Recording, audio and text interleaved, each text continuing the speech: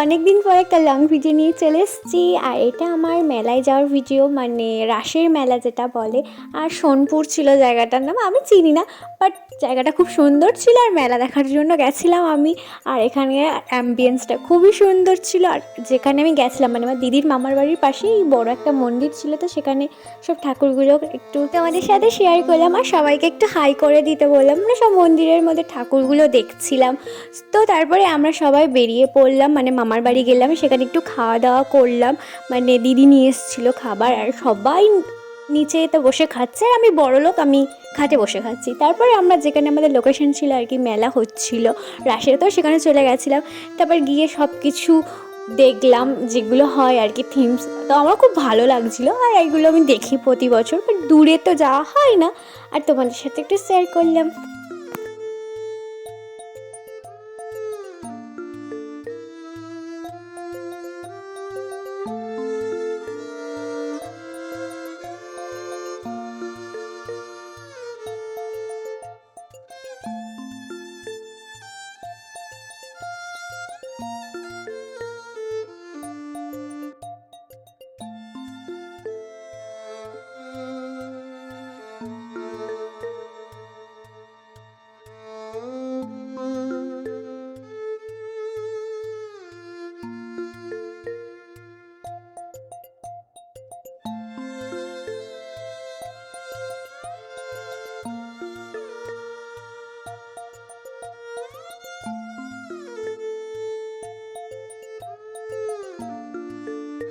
তো ফাইনালি আমি অনেকটাই কভার করে ফেলেছি, আর আমি এখানে আরেকটু ভিডিওর ফটো তুলে নিচ্ছিলাম।